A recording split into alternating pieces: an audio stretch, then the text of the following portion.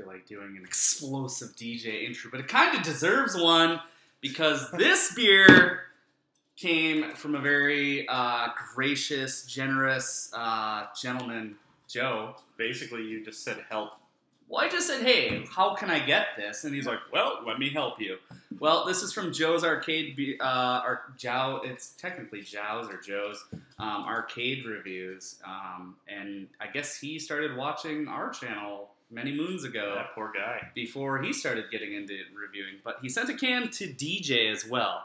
This is a Treehouse Brewing Company, Julius. Not my first go with Treehouse. I had them back when they first started. Like, I want to say it was 12 Darkness Day or 11 Darkness Day when somebody had like a ghetto growler, not even, I mean, before the swing tops. So I had checked into it, I had looked back, I'm like, I don't even remember, so. And you had David. Oh yeah, Treehouse was in with Toppling Goliath on one of my favorite beers, which was David, and I want Vagabond, but it's gone. Anyways, tangent. So this can, look at that sweet-ass can, is, I guess, the cornucopia of New England IPAs. They're from Massachusetts. Canned, look at that. Bam. And he sent it to me. Yeah. So tell me how you feel about that. So I think this is not an all Citra IPA, but it's like 6.8%. And yeah, that's pretty much all I know about it. It could be an all Citra IPA. Fuck, who knows? Anyways, this one pours out like Orange Julius, like everybody else on YouTube has said. Good finger and a half worth of like some off-white khaki head. And John's chugging a little bit more than I am, and he's getting some nice head there as well. But what do you think on the color? It's a little darker than I typically like my IPAs. Yeah, but it retains this orangey colors. Right, and it's hazy for normally days. You'll see it go just a lot more coppery when they get True, that when they got crystal all that, in there. Yep. Beautiful, hazy, can't really see through it. Let's dive into the nose. Okay, so remember about maybe a month and a half ago when it was like 5:30 a.m. and we're chatting on GChat and you're talking about fuck IPAs and when's the last IPA that's really made you shit your pants? They all start to smell and taste the same. Well, here we go. Here's that IPA. I mean, explosively juicy. I was just gonna say, do you remember your first Pseudo Sue? Yeah. Yep. Or my first Zombie Dust, or my first religious experience with Abrasive. It almost smells like there's a smattering of Mosaic in here. I might be the only person to say that, but yeah, I do get like this just like luscious orange juice, like, you know, like squeezed out of an orange. Yeah, orange juice with just like a touch of pine in there. Right, touch of like that Citra dankiness. Exactly. But then there's like this mango, like guava, papaya, pineapple, like just tropical explosion. Tropical, like candied orange. Tropical fruit juice. It's fucking bomb diggity on the nose.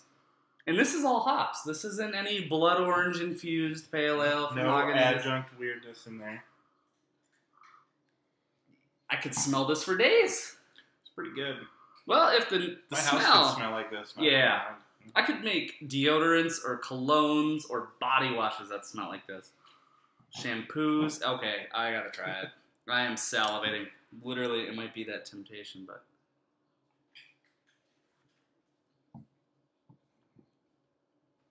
Yeah. Fuck!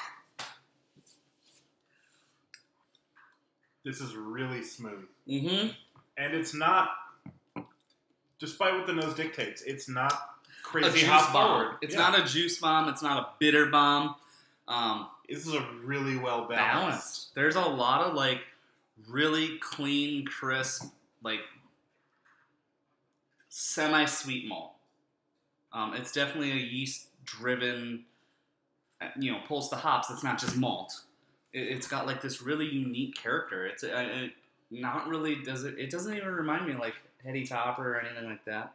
And the interesting part is a lot of times when you have an IPA, you'll swallow and then you'll retain, you know, the resiny hop kind of oil Pine in your and the mouth. bitter and the This just acrid. finishes cold. Yeah, clean. and then you're kind of left with like this orangey character for days in your mouth, like this just subtle, like almost like you drank orange-infused water in a way. I was gonna say like you chewed some gum and spit it out a couple hours. Yeah, but it still has that lingering orangey note. I mean, it's a really nice beer. Also, this is an IPA that you could use to like show people that not all IPAs are out to like wreck your palate. Right. This is subtle on the bitters. It's got just enough bitterness to let you know that it's there, but it doesn't tarnish the palate, doesn't tarnish your tongue, doesn't leave you going like, it's got a little more malt than a lot of the IPAs. Yeah, a little bit more malt for it. It doesn't finish as dry. No. I mean, it's definitely dry. No, it finishes but it's really not like abrasive where it's bone dry.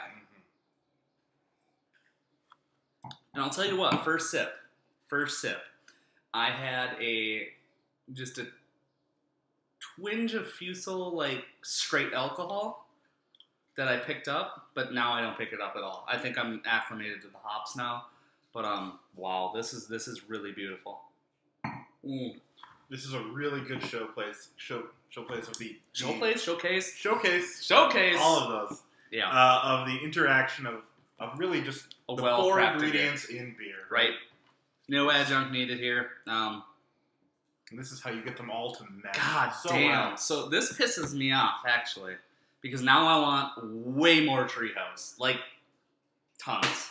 Like, and I believe it's relatively easy to get if you live near New England, Massachusetts area. You could just kind of drive up and get a 4-pack here and there. But... unless it was, if it wasn't for Joe, we wouldn't even be trying this because it's impossible to trade for. At least it feels like, unless I'm like, hey, I'll send you a fuck ton of pseudo-sue, which we never get anyways anymore. It's not going to happen. Ratings-wise, yeah, this is world class. This gets 100 on Rate Beer. It gets 100 on Beer Advocate. I see 4s to 5s all over Untapped. DJ just gave it 100 yesterday or the day before. Joe, I want to say give it a 99? Yeah, I don't want to give it 100. I don't either. Because I want to it does there's speak something to me. better, right? It so does good. Speak to me, though. It's and so good. Here's a thing that DJ brought up in his review that kind of spoke to me, and I know we're getting long here, but no one ships Budweiser across the country to trade because it's so delicious, or no one ships the latest Shock Top beer or something. People are shipping and going out of their way to drive to New England to this little-ass brewery who slaps a label on a generic-ass silver can. And for us to get that, it literally traversed the United States. From Massachusetts to California to Minnesota to Maryland to DJ. I mean, Joe, you've really done a great thing in the beer community here, and he's actually contacted me and let me know there's a surprise coming for Independence Day. So, yes, it's another Treehouse beer, but... Darb gives this, I think, a 99 as well. Really and I think I'm going to go with a 99. 99 is good. I was going to say 98, 99. This is just over 2 weeks old. Can you imagine this day of or 2 days after? This is a top-of-class kind of quality beer that hopefully... This makes you want IPAs again. Which is hard to do. Right. I mean, we have a lot of quality IPAs. Right, we do. And we should probably do a showcase one day and say, here's the best in Minnesota, or here's the best in the Midwest. I'll have Let It Ride. I'll have Size 7. If you don't live here, you don't know what those are, probably. Right. But, and those are both really good IPAs. Super Fresh Chill Wave. But they're super juicy and explosively tropical. But Abrasive, Todd the Axeman, Pseudo-Sue, King Sue, anything toppling. I mean, this is a leg up. This is good. They know their shit. And they did it by not dialing everything up, which seems to be the more commonplace thing. Right, this is quenchable, like quaffable. You aggressively hop and then you aggressively dry hop. Yeah. You just basically hop on this. This is not that. Well, they say they use 1.6 ounces of hops per gallon of beer. So if you did a 5-gallon batch, that's really only like 12 ounces of hops-ish, 12 to 14 ounces of hops. So just under a pound of hops per homebrewed batch. That's about what I like to do when I brew by myself. When I'm brewing with Casey and Miles, they're practically Treehouse. Fucking conservative, man. No offense, guys. I do love you, but shit, let's step up our game here. This is where we need to be. 99. Can't say anything more. Cheers.